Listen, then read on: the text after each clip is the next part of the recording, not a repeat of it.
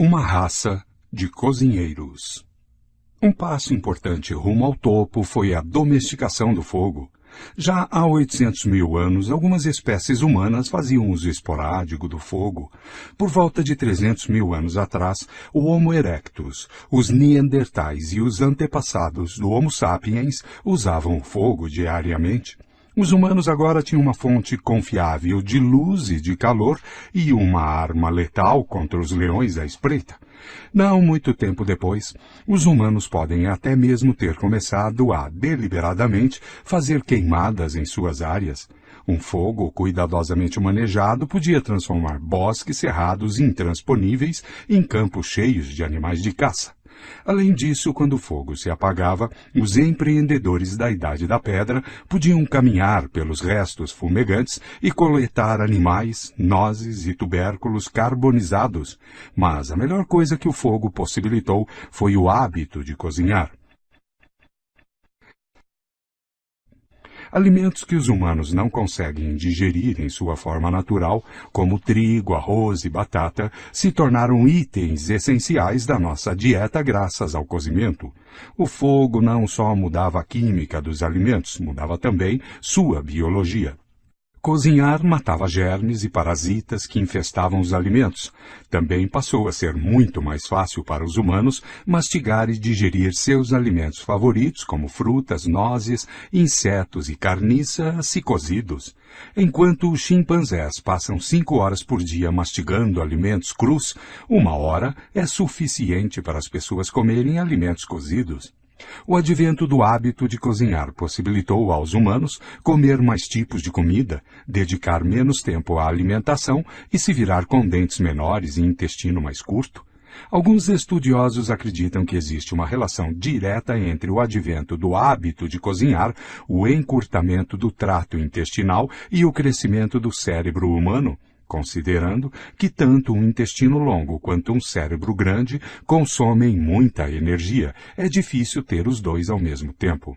Ao encurtar o intestino e reduzir seu consumo de energia, o hábito de cozinhar inadvertidamente abriu caminho para o cérebro enorme dos Neandertais e dos Sapiens. 1. Nota. O fogo também abriu a primeira brecha significativa entre o homem e os outros animais.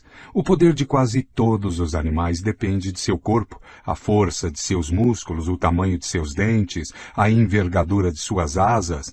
Embora possam fazer uso de ventos e correntes, são incapazes de controlar essas forças da natureza e estão sempre limitados por sua estrutura física. As águias, por exemplo, identificam colunas térmicas emanando do solo, abrem suas asas gigantes e permitem que o ar quente as faça alçar voo, mas não podem controlar a localização das colunas térmicas, e sua capacidade máxima de carga é estritamente proporcional à envergadura de suas asas.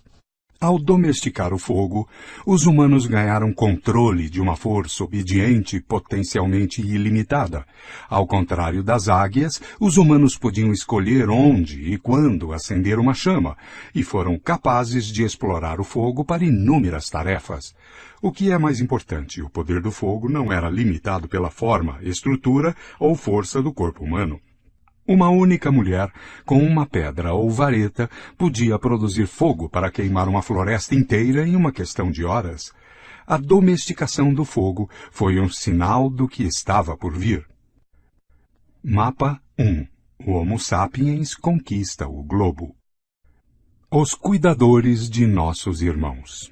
Apesar dos benefícios do fogo, há 150 mil anos os humanos ainda eram criaturas marginais. Agora, eles podiam espantar leões, se aquecer durante noites frias e queimar uma ou outra floresta. Mas, considerando todas as espécies juntas, possivelmente o número de humanos vivendo entre o arquipélago indonésio e a Península Ibérica ainda não passava de 1 milhão, um mero ponto no radar ecológico. Nossa espécie, Homo sapiens, já estava presente no palco do mundo, mas até então estivera apenas vivendo sua vidinha num canto da África. Não sabemos exatamente onde ou quando animais que podem ser classificados como Homo sapiens evoluíram pela primeira vez a partir de algum tipo anterior de humano. Mas a maioria dos cientistas concorda que há 150 mil anos a África Oriental estava povoada por sapiens que se pareciam exatamente como nós. Se um deles aparecesse em um necrotério moderno, o patologista local não notaria nada peculiar. Graças às bênçãos do fogo, eles tinham mandíbulas e dentes menores que seus ancestrais, ao passo que tinham cérebros enormes, iguais aos nossos em tamanho. Os cientistas também concordam que há cerca de 70 mil anos, sapiens da África Oriental se espalharam na Península Arábica e de lá rapidamente tomaram território da Eurásia. Quando o Homo sapiens chegou à Arábia, a maior parte da Eurásia já era ocupada por outros humanos. O que aconteceu com eles? Há duas teorias conflitantes. A teoria da miscigenação conta uma história de atração, sexo e miscigenação. À medida que os imigrantes africanos se espalharam pelo mundo, eles procriaram com outras populações humanas e as pessoas hoje são resultado dessa miscigenação. Por exemplo, quando os sapiens chegaram ao Oriente Médio e à Europa, encontraram os neandertais. Esses humanos eram mais musculosos que os sapiens, tinham cérebro maior e eram mais bem adaptados a climas frios. Usavam ferramentas e fogo, eram caçadores exímios e, ao que parece, cuidavam dos doentes e debilitados. Arqueólogos encontraram ossos de neandertais que viveram por muitos anos com várias deficiências físicas, indícios de que eram cuidados por seus parentes. Os neandertais muitas vezes são retratados em caricaturas como o arquetípico homem das cavernas, bruto e estúpido, mas indícios recentes mudaram essa imagem. 3. Reconstrução especulativa de uma criança neandertal. As evidências genéticas indicam que pelo menos alguns neandertais podem ter tido pele e cabelos claros. De acordo com a teoria da miscigenação, quando o Homo sapiens se espalhou por terras neandertais, os sapiens procriaram com neandertais até que as duas populações se fundiram. Se isso for verdade, então os eurasianos de hoje não são sapiens puros, são uma mistura de sapiens e neandertais. De forma semelhante, quando chegaram à Ásia Oriental, os sapiens se misturaram com os locais Homo erectus, de forma que os chineses e coreanos são uma mistura de sapiens e Homo erectus. A visão oposta, chamada de teoria da substituição, conta uma história muito diferente, uma história de incompatibilidade, repulsa e talvez até mesmo genocídio. Sapiens e neandertais tinham anatomias diferentes e muito provavelmente hábitos de acasalamento e até mesmo odor corporal diferentes. Provavelmente tinham pouco interesse sexual uns pelos outros. Mesmo que um Romeu neandertal e uma Julieta sapiens se apaixonassem, não poderiam produzir descendentes férteis, porque o abismo genético separando as duas populações já era intransponível. As duas populações teriam permanecido distintas, e quando os neandertais morreram ou foram mortos, seus genes teriam morrido com eles. De acordo com essa teoria, sapiens substituíram todas as populações humanas anteriores sem se misturar com nenhuma delas.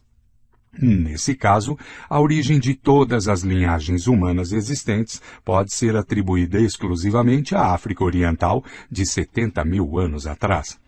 Muita coisa depende desse debate. De uma perspectiva evolutiva, 70 mil anos é um intervalo relativamente curto. Se a teoria da substituição estiver correta, todos os humanos existentes têm mais ou menos a mesma bagagem genética, e as distinções raciais entre eles são desprezíveis.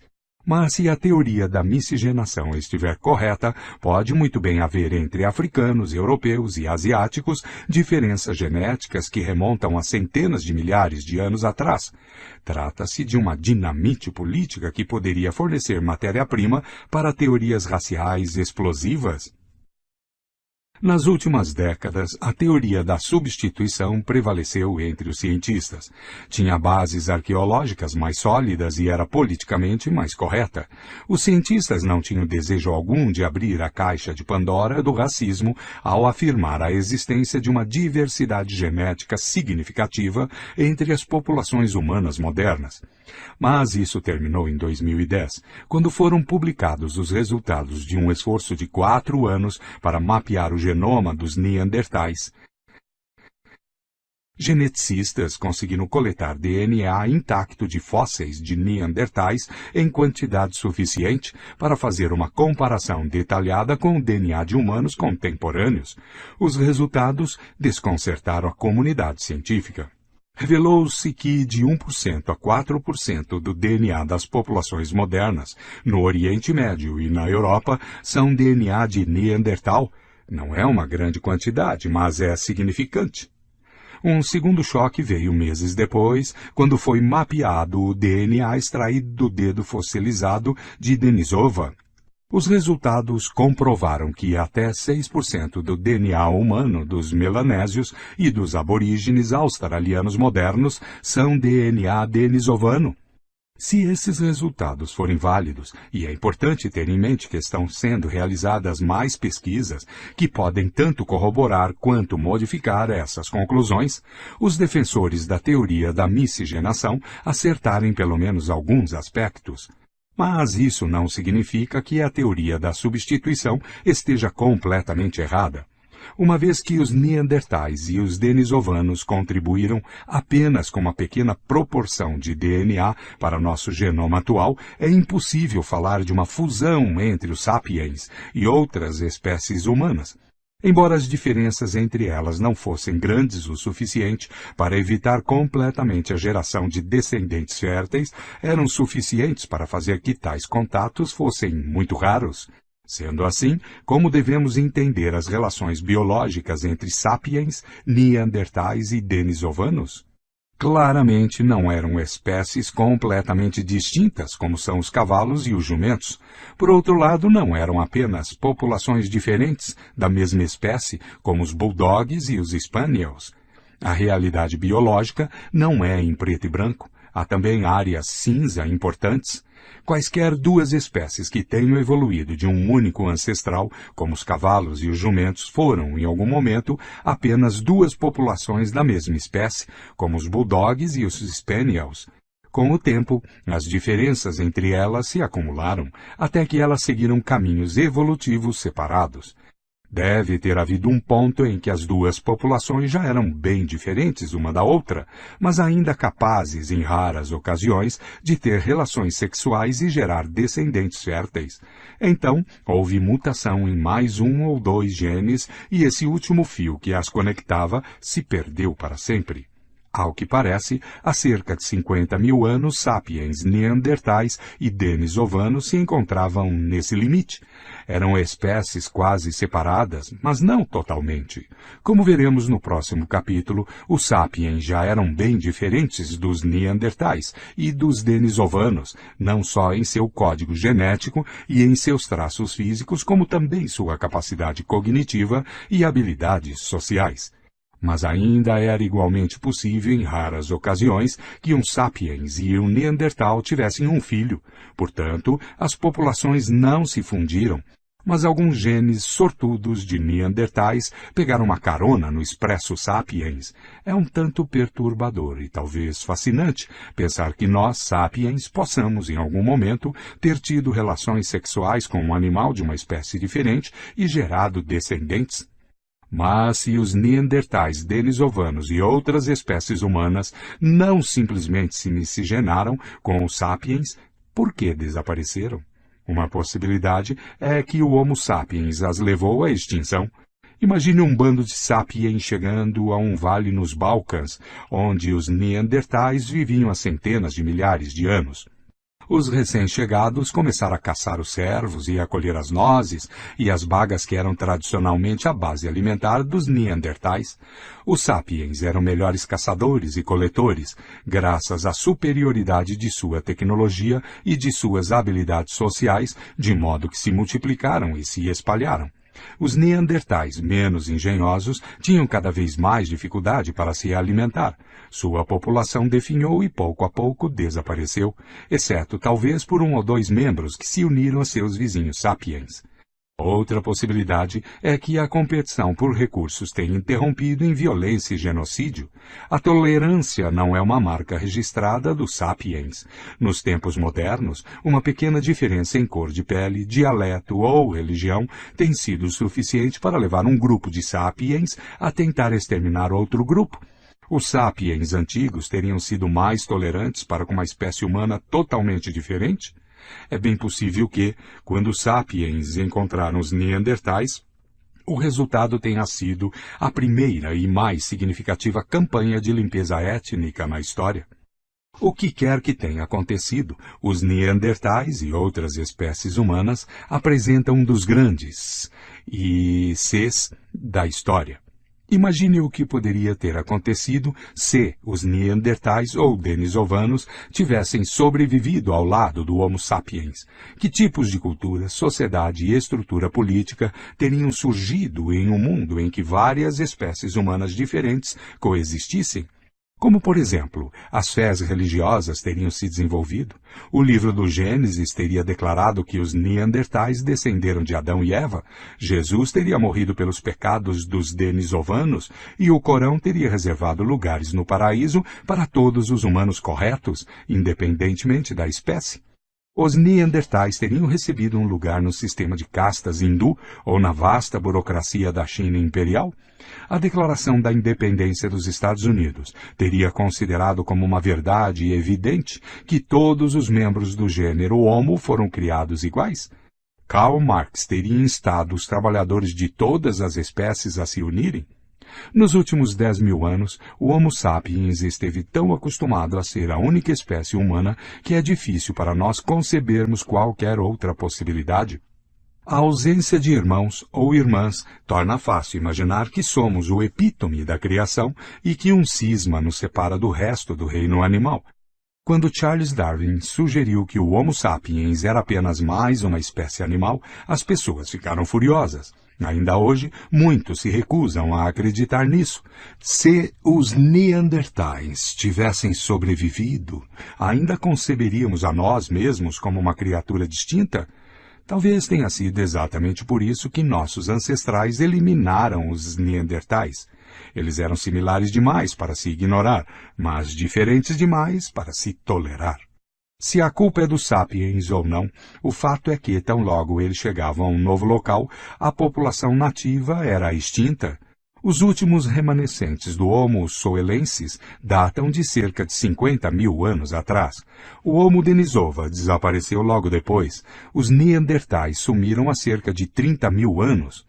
Os últimos humanos diminutos desapareceram da Ilha de Flores há aproximadamente 12.000 anos. Deixaram para trás alguns ossos, ferramentas de pedra, uns poucos genes em nosso DNA e uma porção de perguntas sem resposta.